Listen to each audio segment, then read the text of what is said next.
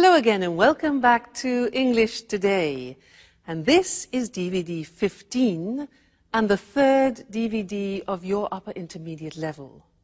And in this DVD, we'll begin with another 2 episodes of our story, That's Life, followed by our special TV programs where we'll be talking about the option of working in retirement. And then our sports expert will tell us about sumo wrestling, fat and fast. Then in the grammar section, we'll learn how to use a grammatical form called the causative have, and also how to construct the past perfect tense. All right, so happy viewing.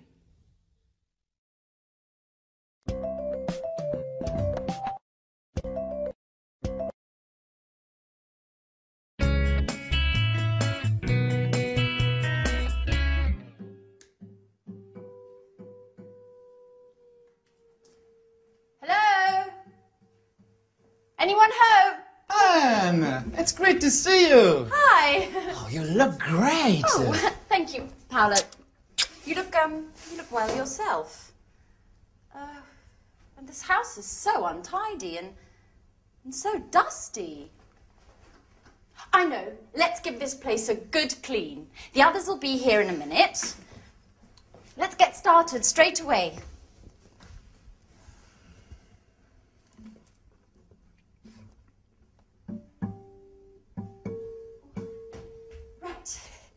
Before you know it, we'll have cleaned and tidied everything.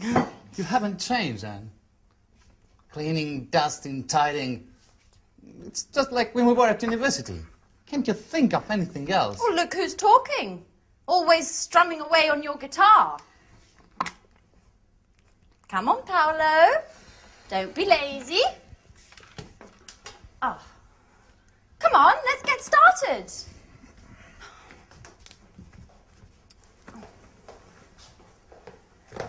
Da-da-da-da! Surprise, surprise! Oh, Michelle! Sandra!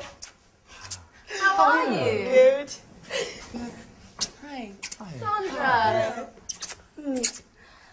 Wow. Wonderful. All together again, just like the old days. Okay, guys, what shall we do? I want to have lots of fun. So do I. Come on, Michelle, let's go for a long walk all the way down to the lake. Stop where you are. Where are you two going? Come on, Paolo, pick up that brush again. And Michelle, please, can you pick up your bag and that frightful hat? At your command, Captain. Come on, Michelle, stop playing around and give us a hand. Oh.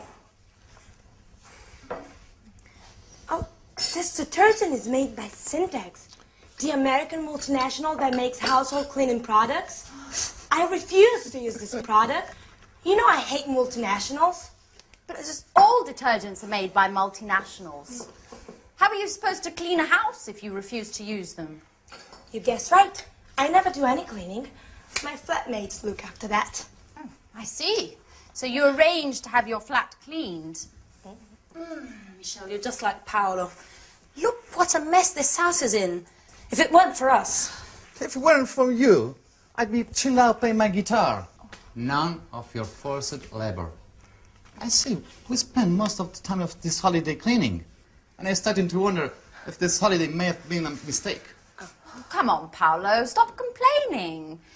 You'll be happy to see this place all spick and span. Sandra, I've already dusted that. Oh, really? Yes. Are you sure you cleaned it properly? Because it doesn't look very clean to me.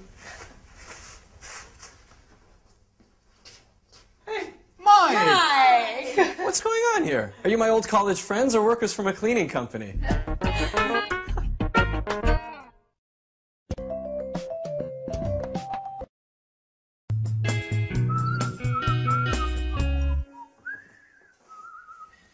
Come on, put away those brooms and detergents and let's toast the good old days. But Sarah's not here yet. That's odd. She should be here by now. She said she'd be here just after lunch. That's right. And she's the one who organized this reunion. Am I wrong? Or are you talking about me? Oh, Sarah, at last! Oh, don't get up. So, everybody ready for the toast? Yeah. Well, actually, I'm really tired. I need to lie down. Oh, Sarah, don't be a spoil sport. We have been waiting for you. Come on, ladies! Wow, Anne's looking more beautiful than ever. Don't tell me you still think about her. So, I propose a toast Yeah. to our college days together. Yes. And to this wonderful holiday. That's right. Cheers. Cheers.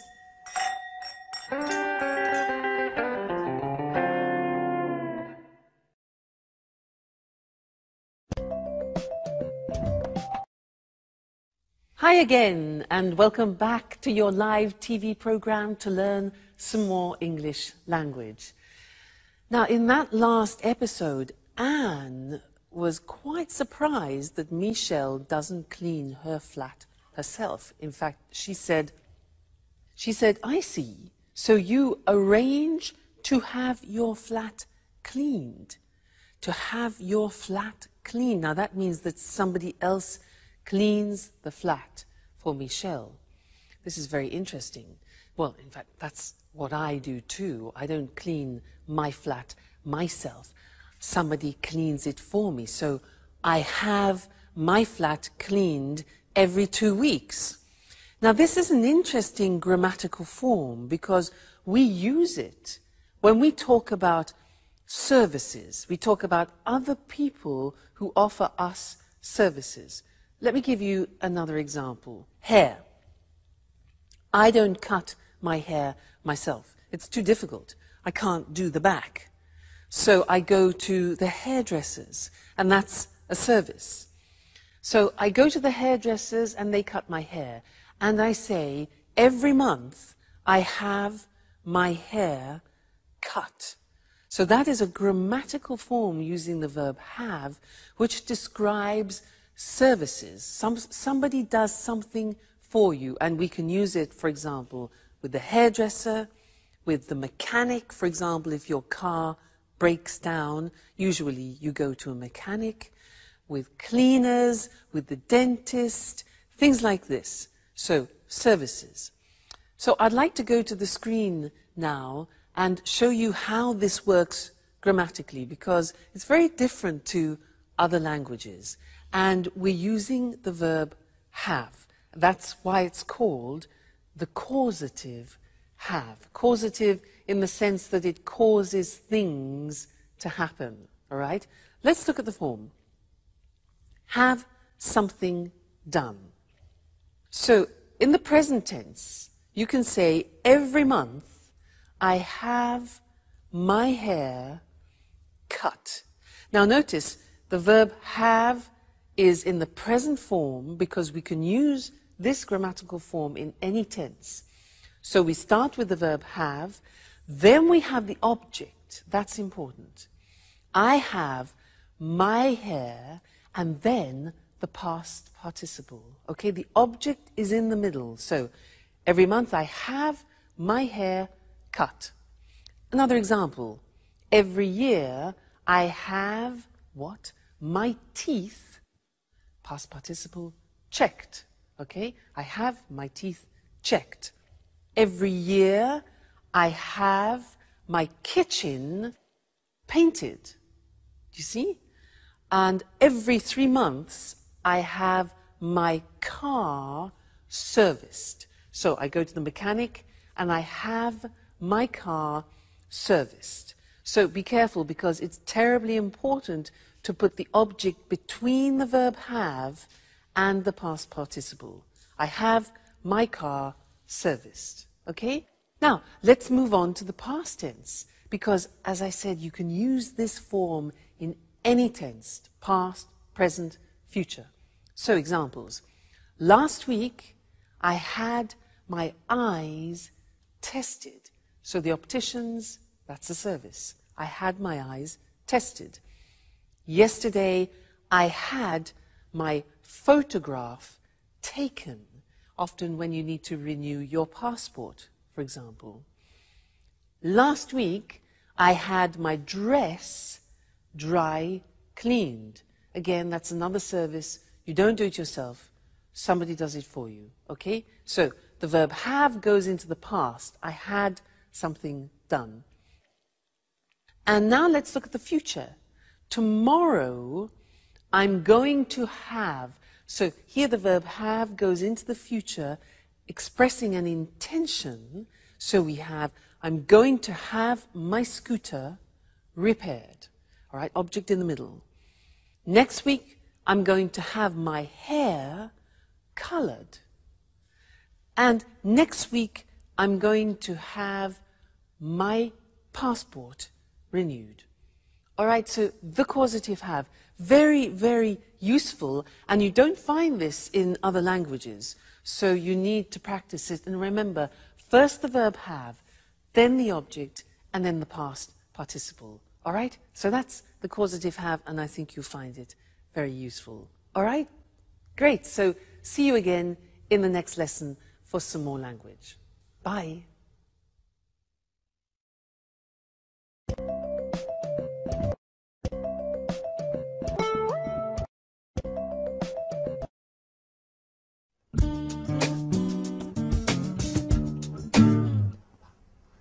Life's hard for musicians, you know, Mike. Sample recordings, auditions, the odd performance, but never anything serious. Always waiting for the big break.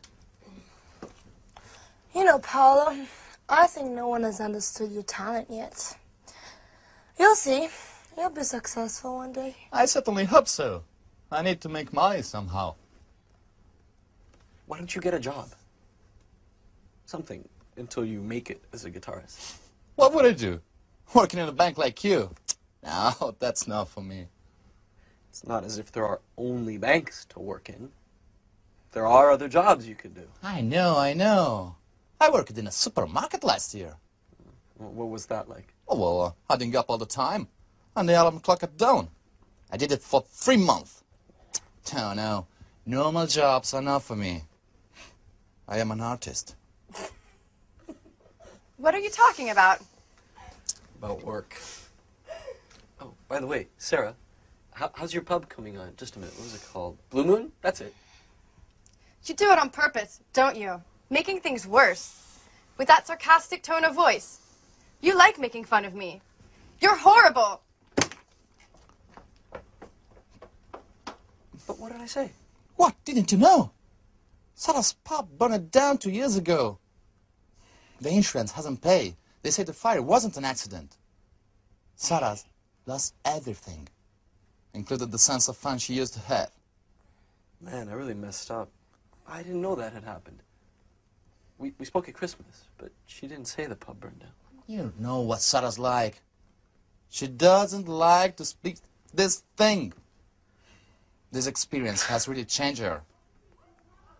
And I think this holiday will be good for her. Hey, what's going on?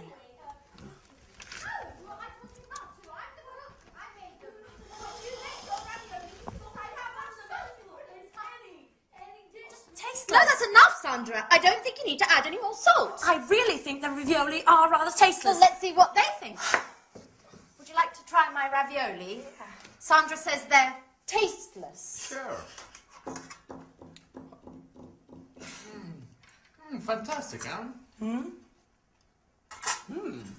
Really good. I always said you'd make someone a great wife. See? Did you hear that? I don't think they're very tasty. I'm sorry, Anne, but my ravioli are a lot better than yours. I'm cooking tomorrow, and we'll see who's the best cook. Oh, she's always criticizing. Well, don't take it seriously, Anne. You know what Santa's like. Competitive by nature. Oh.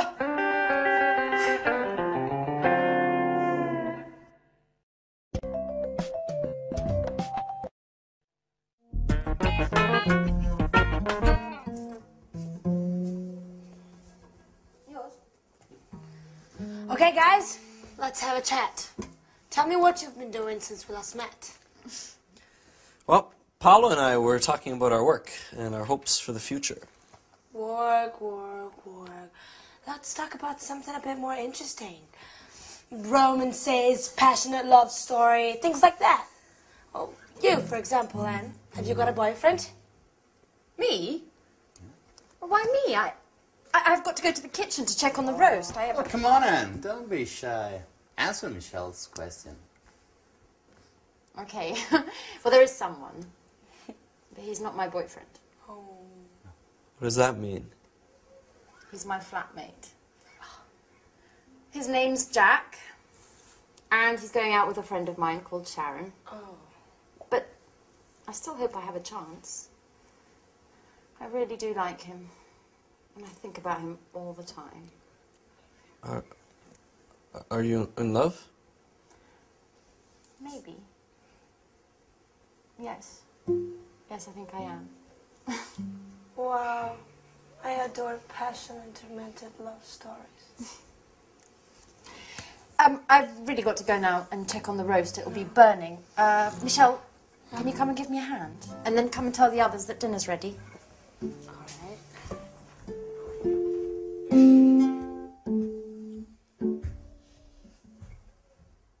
Mike? Mikey? Hello? Anyone there?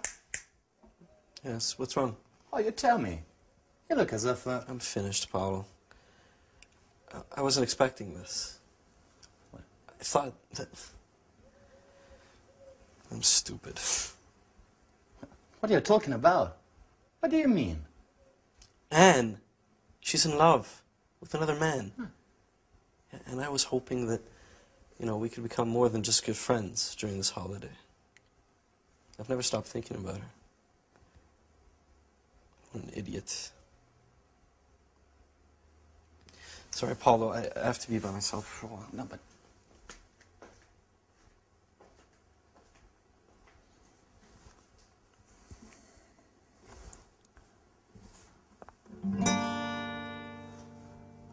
Beautiful girl with brown eyes.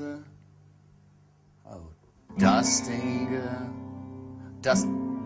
up, dusting away. My heart sighs. My heart sighs. Oh yeah, not bad. Inspiration at last. Oh, thanks, Mike. You're a great friend.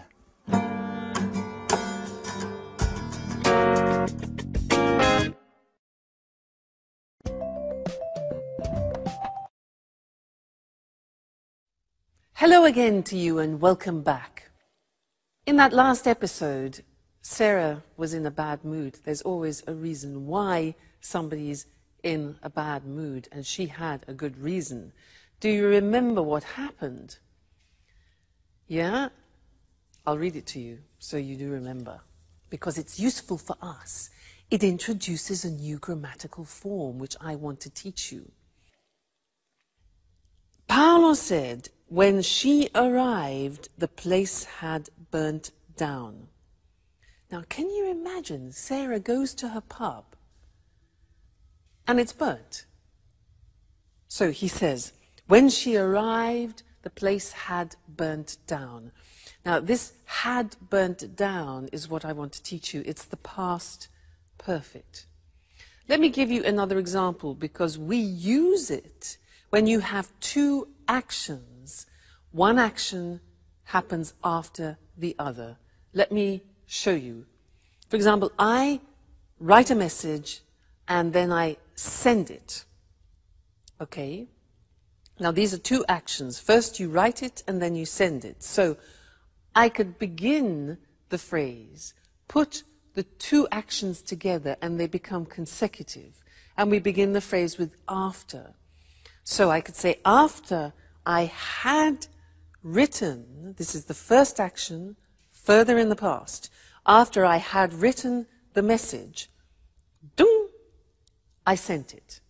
The second phrase is in the simple past. So this is what I'd like to look at with you on the screen now, the past perfect, for two actions which happen at different times in the past. Now, if you look at the examples, the first one is, after I had checked my change, I left the shop. All right, so first I check my change. Have I got enough change? Is it correct? And then I leave the shop. You put them together and the first action goes further back in the past. Now, you can see how it's formed. We have the auxiliary have in the past, not in the present. And that takes everything further back. So, after I had checked is the past participle, my change, I left simple past the shop. Okay? So then we get the idea that one action is further in the past. Another example, I read the contract, then I sign it. It becomes, when I had read the contract, I signed it.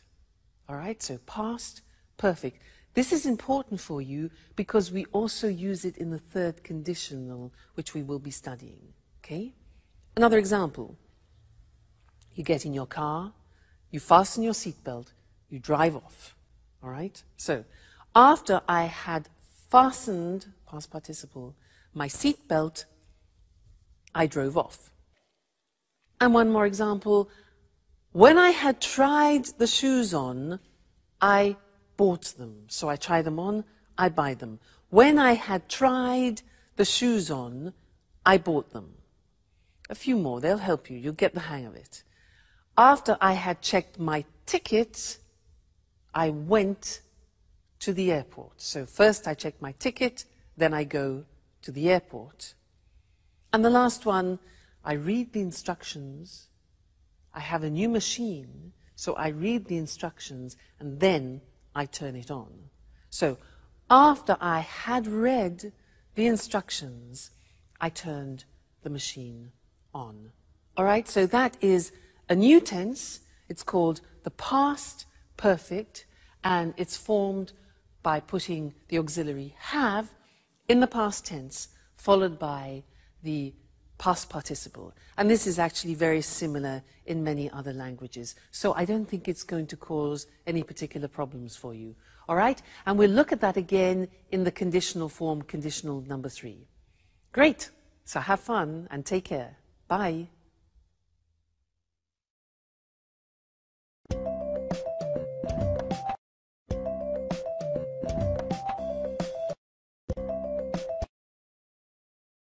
Good evening, and welcome to this week's edition of Let's Talk. In the studio with me, as always, are our commentators, Marie and Tom.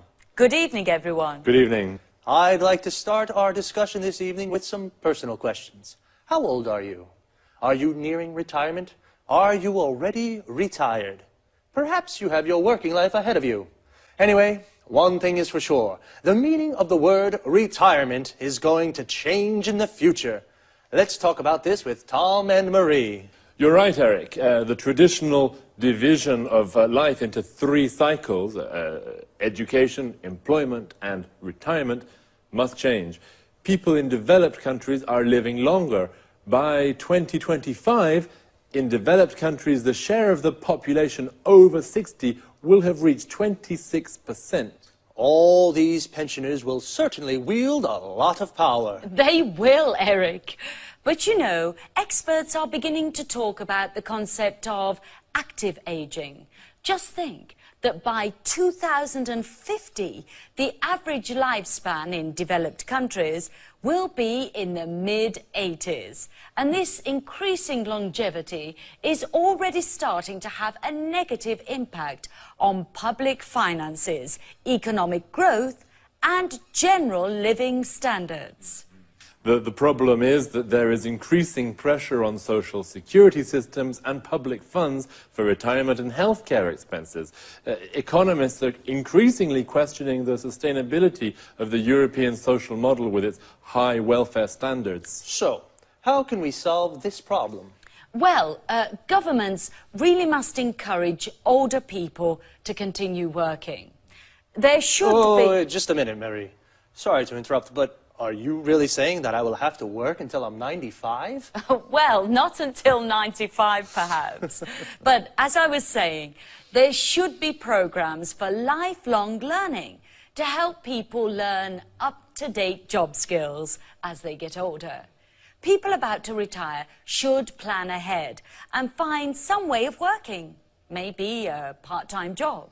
Well, some American companies already have phased retirement programs. How do they work? Well, retired employees go to the company website where they can find project work for the company.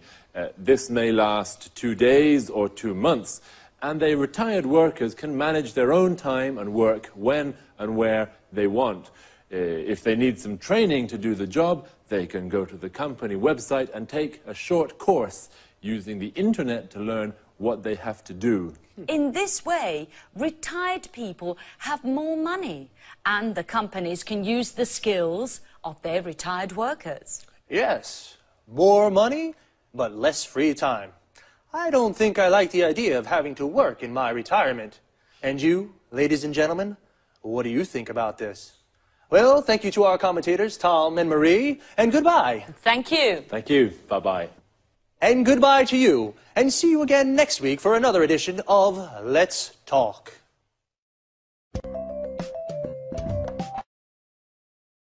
Well, today's discussion was about how retirement will change.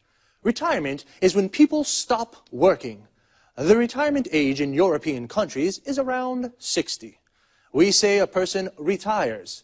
To retire means to stop working. And a person who is retired is a person who has stopped working. They are called pensioners. A pensioner is a retired person who receives weekly or monthly payments from the state. The money a pensioner receives is called a pension. So why and how will things change in the future? The average lifespan is increasing. A lifespan is the length of a life. So people are living longer. We call this longevity. This increasing longevity is having a negative impact on public finances and living standards. Public finances are the money a government has to spend on its services. And living standards are what we call the general level of life in economic terms. There is more pressure on social security systems in Europe. A social security system of a country is the system of a country has to support the members of its society. For example, sick, unemployed, or retired people. Economists, these are economic experts, question the sustainability of the European social model. That is, the social security systems of European countries. The sustainability means the ability to continue doing something. Because welfare standards in Europe are high, welfare is the economic assistance a government provides for people in need. So, people need to plan ahead. To plan ahead is a phrasal verb. That means to make plans about something that will happen in the future. Well, that's all from me. Take care, and I'll see you next week for another edition of Let's Talk.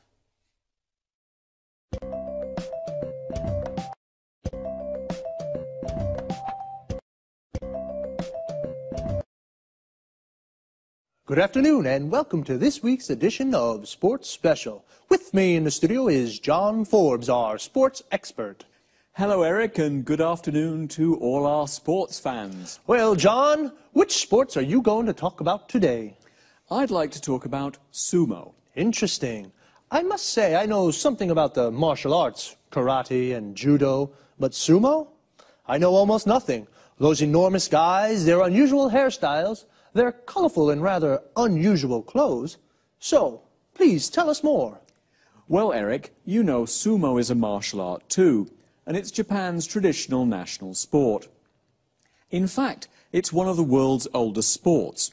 It was first mentioned in a Japanese book more than 1,000 years ago, but experts believe it might be much older. Really?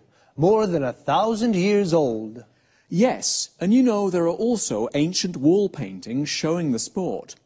Archaeologists think prehistoric man may have done sumo as a form of prayer to the gods for a good harvest.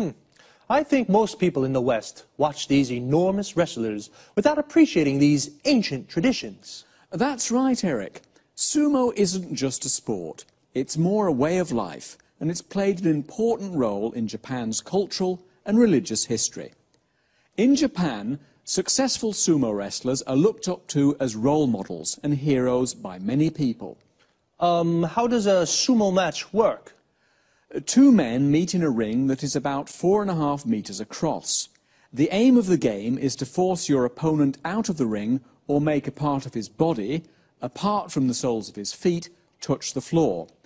A bout can last just a few seconds or as long as 3 minutes.